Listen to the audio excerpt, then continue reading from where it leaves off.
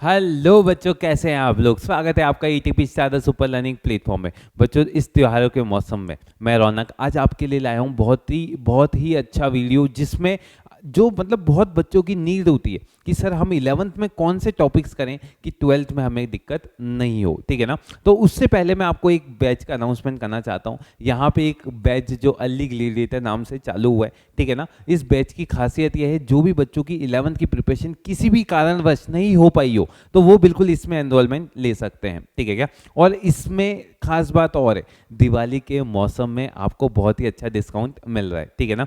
तो आपको क्या करना है, जल्दी से जल्दी इसके अंदर अपने को एडमिशन इंश्योर करना है, ठीक है ना। तो अब चालू करते हैं आज अपना सेशन, ठीक है ना। जो पहला चैप्टर आता है ना बच्चों, वो आता है लॉगरिथम। अब लॉगरिथम के बेसिकली आप देखेंगे तो एक या दो सवाल आता है ना। एक या दो सवाल आपके पास आता है पेपर में। पर लॉग का कंसेप्ट कहीं बार आगे के चैप्टर्स में बहुत अच्छे तरीके से वो यूज कर लेते हैं। जैसे एप्लीकेशन ऑफ डेरिवेटिव है, वहां पे स्ट्रिक्टली इंक्रीजिंग स्ट्रिक्टली डिक्रीजिंग वाले केस में यूज कर लेते हैं ना। आपको इसका डोमेन, रेंज, ये सब चीजों के बारे में पता होना चाहिए। तो लॉगरिथम का बेसिकली इतना ज्यादा यूज नहीं आता, पर वो कहाँ पे यूज कर सकते हैं आप, फंक्शंस में कर सकते हैं, एओडी और इन जगह पे यूज हो जाता है। तो आपको बेसिक क्या पता होना चाहिए कि डोमेन कैसे निकालते हैं, और सिंपल बेसिक सी चीजें लॉगरिथम में आपको पता होनी चाहिए। अब अगली बात करते हैं बच्चों टिग्नोमेट्री की। देखो, टिग्नोमेट्री के बिना मैथ्स इनकम्प्लीट है, पर टिग्नोमेट्री से जेई में वैसे तो कोई सवाल नहीं पूछते और बच्चे बहुत डरे हुए रहते हैं, सर टिग्नोमेट्री बहुत बड़ी है, कैसे करें। तो आप एक काम कर सकते हैं, टिग्नोमेट्री में जो बेसिक फॉर्मूलाज होते हैं, जैसे sine C plus sine D और cos C plus cos D, और ऐसे इनको आप एक ट्रिक बना के याद करें, ठीक है ना।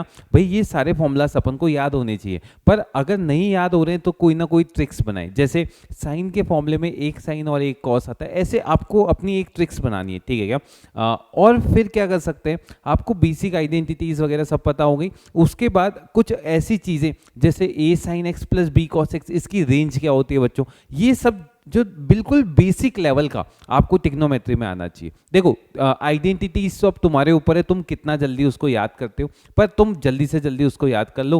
क्योंकि देखो, इंटीग्रेशन में तो मेनली काम ही किसका है, टिग्नोमेट्री का। कितनी अच्छे से मैनिपुलेशन होती है, अपन ने कहीं बार देखा है, कितने अच्छे अच्छे सवाल है ना, अपन क्या कर लेते हैं, टिग्नोमेट्री से सॉल्व कर लेते हैं। तो आपको बिल्कुल टिग्नोमेट्री में क्या करना है, देखो मैं ज़्यादा हायर कंसेप्ट पे जाने की नहीं बोल रहा हूँ, मैं सॉल्यूशन ऑफ ट्राइंगल और इनइक्वालिटीज और इन सब की बात नहीं कर रहा हूँ। मैं सिर्फ किन की बात कर रहा हूँ, सिर्फ जो आपकी आइडेंटिटीज है वो आपको बिल्कुल अच्छे से आनी चाहिए, ठीक है ना। और जो बेसिक सी चीजें बिल्कुल बेसिक, ठीक है। अगली बात करते हैं बच्चों क्वाड्रेटिक इक्वेशन। अब क्वाड्रेटिक इक्वेशन का बच्चों कितना ज्यादा मेजर रोल है ना, मैं आपको बता ही नहीं सकता। अब क्वाड्रेटिक इक्वेशन में आपको क्या क्या पता होना चाहिए वो मैं बताता हूँ। देखो, एक तो आपको रेंज निकालनी आनी चाहिए, किसी भी क्वाड्रेटिक इक्वेशन की रेंज अपन को पता होनी चाहिए, ठीक है क्या। एक इसके वर्टेक्स के बारे में पता होना चाहिए, ठीक है।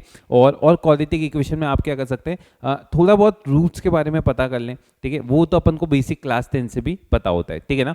मैं नहीं बोल रहा आप लोकेशन ऑफ रूट्स पे जाओ। देखो, हर एक बच्चे की मैथ्स इतनी ज़्यादा स्ट्रांग नहीं होती है, ठीक है ना, पर अपन को हर एक को लेकर चलना है साथ में। तो मैं ये वीडियो में बिल्कुल फोकस कर रहा हूँ उन बच्चों के ऊपर जो अपने मैथ्स में मतलब डर रहे हैं, है ना। तो मैं उनके ऊपर फोकस कर रहा हूं कि आप क्लास 11th में क्या क्या कर सकते हैं, ठीक है। अब बच्चों अपन बात करते हैं अपने नेक्स्ट टॉपिक की। वो टॉपिक क्या है बच्चों, ये है सीक्वेंस एंड सीरीज, ठीक है क्या। अब सीक्वेंस सीरीज में आप क्या कर सकते हैं, सीक्वेंस सीरीज में आपको देखो एक तो सारी सीरीज के बारे में पता होना चाहिए कि कौन सी सीरीज है और कैसे कैसे अपन इसमें सम ऑफ n टर्म्स या nth टर्म निकाल लेते हैं। और बच्चों जो स्पेशल सीरीज होती है जैसे एजीपी, ठीक है ना, और ऐसे टाइप की जो स्पेशल सीरीज होती हैं वो भी अपन को पता होनी चाहिए। और इसके अंदर मेनली बच्चों जो चीज़ होती है वो होती है एएम जीएम।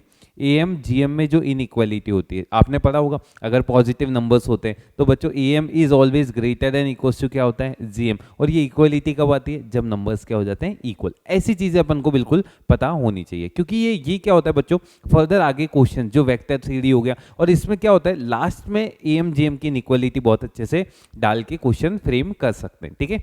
अगला चैप्टर आता है बच्चों स्ट्रेट लाइन, ठीक है। अब ये चैप्टर इसलिए खास है क्योंकि यहाँ पे आपको एक मेन फॉर्मूला जो है कि भाई किसी भी पॉइंट की किसी लाइन से डिस्टेंस, ठीक है ना, ये बहुत जगह देखने को मिलेगा, बहुत ज़्यादा जगह। फिर उसके बाद किसी पॉइंट की मिरर इमेज, ये सब बेसिक सी चीज़ें आपको पता होनी चाहिए। अच्छा मुझे बताइए लाइन का स्लोप कैसे निकालते हैं, है ना। जैसे कोई लाइन है आपके पास ax या simple 2x + 3y 2x + 3y + 4 is equal to 0, ये कोई लाइन है, ठीक है ना। इसका अपन को स्लोप निकालना है, कैसे निकालेंगे, -2/3 इसका स्लोप होगा, है ना, बिल्कुल, minus coefficient of x upon coefficient of y।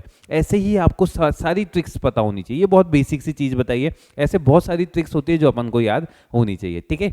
तो ये स्ट्रेट लाइन में भी मैं उम्मीद करता हूँ। अब जैसे इसमें एक और अच्छा कंसेप्ट आता है, दो परपेंडिकुलर लाइंस का स्लोप का प्रोडक्ट कितना होता है, -1, और दो पैरेलल लाइन से तो उनका स्लोप्स क्या होते हैं, इक्वल। ऐसी ऐसी चीज़ें बच्चों इसके अंदर अपन को अच्छे से याद करनी है। तो बेसिकली मैं आपसे क्या कहना चाह रहा हूँ, आपको इन सब चैप्टर्स की मेनली तो सबसे पहले आइडेंटिटीज याद होनी चाहिए, और जैसे लॉग रे उसमें डोमेन रेंज और इन सब के बारे में अपन को पता होना चाहिए, ठीक है।